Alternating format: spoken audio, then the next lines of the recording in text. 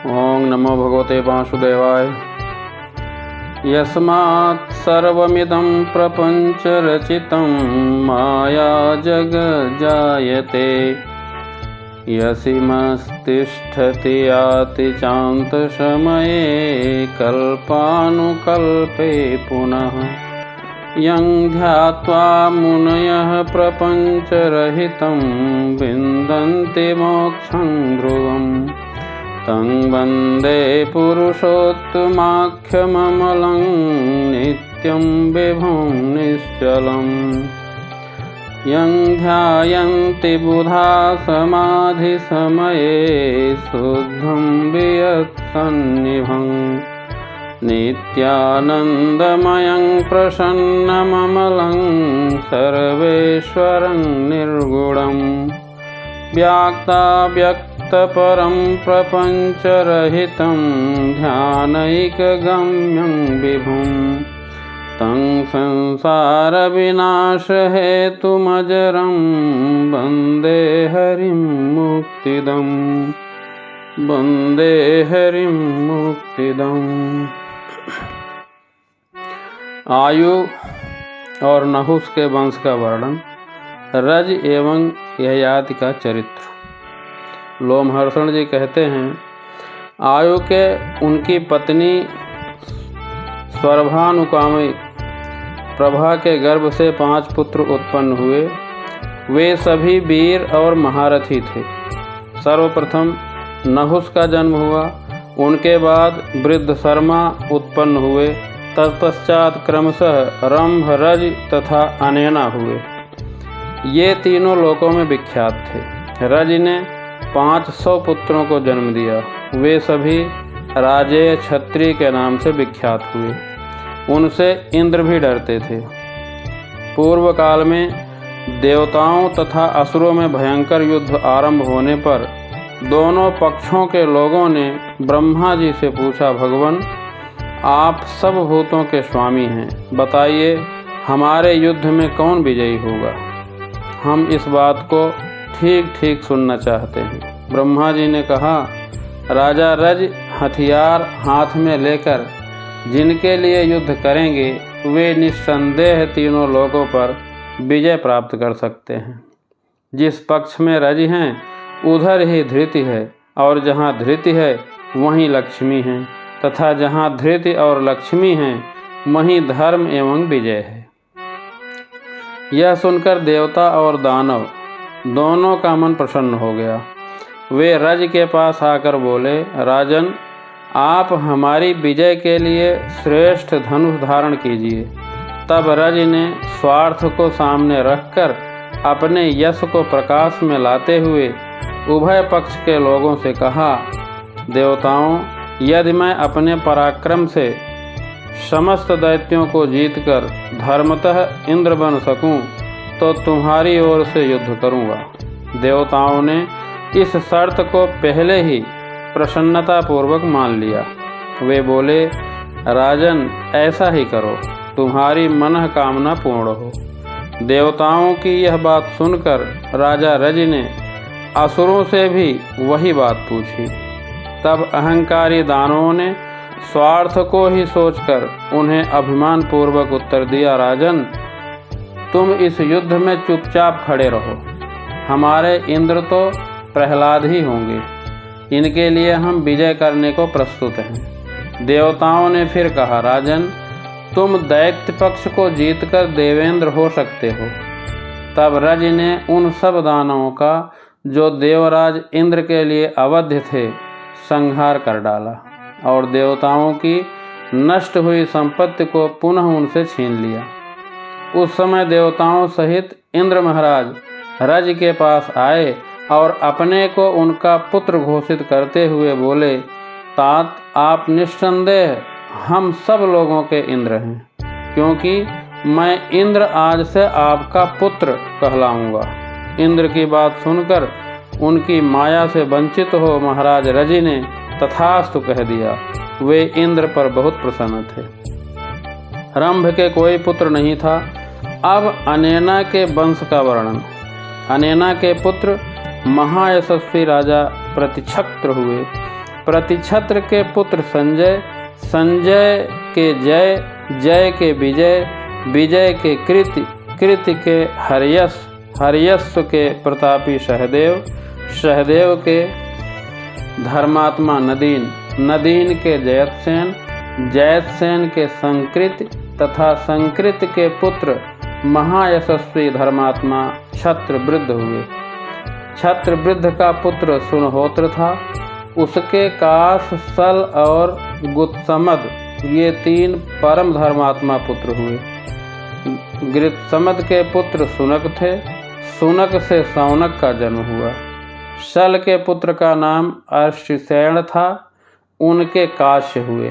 काश्य के पुत्र का नाम काशिप, काशिप के दीर्घतपा, दीर्घतपा के धनु और धनु के पुत्र धनवंतर हुए। वे काशी के महाराज और सब रोगों का नाश करने वाले थे। उन्होंने भरद्वाज से आयुर्वेद का अध्ययन कर चिकित्सा का कार्य किया और उसके 8 भाग करके शिष्यों को पढ़ाया। धनवंतर के पुत्र केतुमान हुए और केतुमान के वीर पुत्र भीमरथ के नाम से प्रसिद्ध हुए। भीमरथ के पुत्र राजा दियोदास, जो काशी के सम्राट और धर्मात्मा थे। दियोदास के उनकी पत्नी दृषद्वती के गर्भ से प्रतर्दन नामक पुत्र हुआ। प्रतर्दन के 2 पुत्र थे, वत्स और भार्ग। वत्स के पुत्र अलर्क और अलर्क के सन्नत हुए। अलर्क बड़े ब्राह्मण भक्त और सत्य प्रतिज्ञ थे। सनत के पुत्र धर्मात्मा सुनीत हुए। सुनीत के महायशस्वी क्षेम, क्षेम के केतुमान, केतुमान के सुकेतु, सुकेतु के धर्मकेतु, धर्मकेतु के महारथी सत्यकेतु, सत्यकेतु के राजा विभु, विभु के आनर्त, आनर्त के सुकुमार, सुकुमार के धर्मात्मा धृष्टकेतु, धृष्टकेतु के राजा वेणुहोत्र और वेणुहोत्र के पुत्र राजा भार्ग हुए। पतर्दन के जो वत्स और भार्ग नामक 2 पुत्र बतलाए गए हैं, उनमें वत्स के वत्सभूमि और भार्ग के भार्गभूमि नामक पुत्र हुए थे। काश्य के कुल में ब्राह्मण, क्षत्रिय और वैश्य जाति के हजारों पुत्र हुए। अब नहुस की संतानों का वर्णन है। नहुस के उनकी पत्नी पितृकन्या विरजा के गर्भ से 5 महाबली पुत्र हुए, जो इंद्र के समान तेजस्वी थे। उनके नाम ये हैं यति, ययाति, संज्ञाति, आयाति तथा पार्श्वत। उनमें यति ज्येष्ठ थे। उनके बाद ययाति उत्पन्न हुए थे। यति ने कुकुत्स की कन्या गौ से विवाह किया था। वे मोक्ष धर्म का आश्रय ले ब्रह्म स्वरूप मुनि हो गए। उन 5 भाइयों में ययाति ने इस पृथ्वी को जीतकर शुक्राचार्य की पुत्री देवयानी तथा असुर कन्या शर्मिष्ठा को पत्नी रूप में प्राप्त किए। देवयानी ने यदु और पूर्वस को जन्म दिया तथा बृहस्पर्वा की पुत्री शर्मिष्ठा ने ध्रुव, अनु तथा पुरु नाम पुत्र उत्पन्न किए। ययाति पर प्रसन्न हो इंद्र ने उन्हें अत्यंत प्रकाशमान रथ प्रदान किया। उसमें मन के समान वेगशाली दिव्य अश्व जुते हुए थे। ययाति ने उस श्रेष्ठ रथ के द्वारा 6 रातों में ही संपूर्ण पृथ्वी तथा देवताओं और दानवों को भी जीत लिया।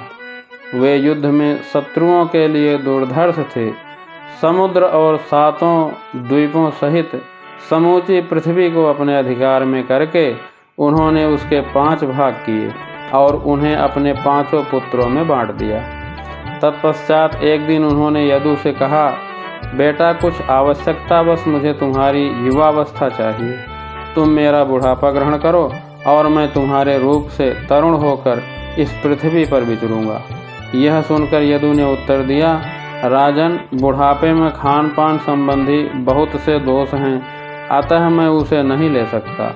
आपके अनेक पुत्र हैं जो मुझसे भी बढ़कर प्रिय हैं, अतः युवावस्था ग्रहण करने के लिए किसी दूसरे पुत्र को बुलाइए। ययाति बोले, मूर्ख, मेरा अनादर करके तेरे लिए कौन सा आश्रम है अथवा किस धर्म का विधान है? मैं तो तेरा गुरु हूँ। फिर मेरी बात क्यों नहीं मानता। यूँ कहकर ययाति ने कुपित हो यदु को शाप दिया कि मूर्ख, तेरी संतति को कभी राज्य नहीं मिलेगा। तत्पश्चात ययाति ने क्रमशः ध्रुव, तुर्वसु तथा अनु से भी यही बात कही, परंतु उन्होंने भी युवावस्था देने से इनकार कर दिया। तब ययाति ने अत्यंत क्रोध में भरकर उन सबको भी पूर्ववत शाप दे दिया। इस प्रकार सबको शाप दे राजा ने अपने छोटे पुत्र पुरु से भी वही प्रस्ताव किया, वत्स, यदि तुम्हें स्वीकार हो तो अपना बुढ़ापा तुम्हें देकर और तुम्हारी युवावस्था स्वयं लेकर इस पृथ्वी पर विचरूं। पिता की आज्ञा के अनुसार प्रतापी पुरु ने उनका बुढ़ापा ले लिया। ययाति भी पुरु के तरुण रूप से पृथ्वी पर विचरने लगे।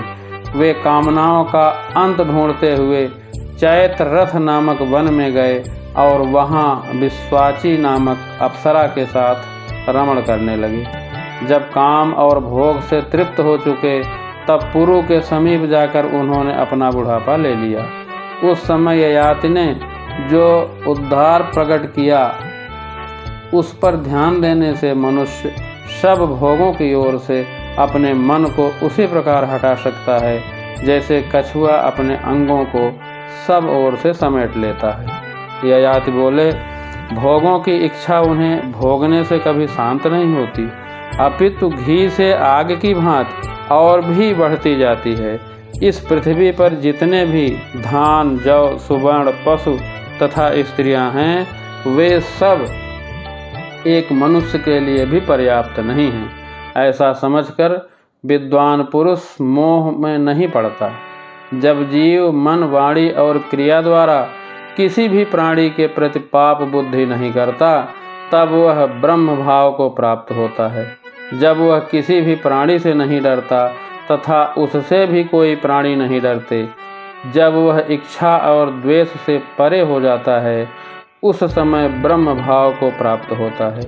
खोटी बुद्धि वाले पुरुषों द्वारा जिसका त्याग होना कठिन है, जो मनुष्य के बूढ़े होने पर भी बूढ़ी नहीं होती तथा जो प्राण नाशक रोग के समान है, उस तृष्णा का त्याग करने वाले को ही सुख मिलता है।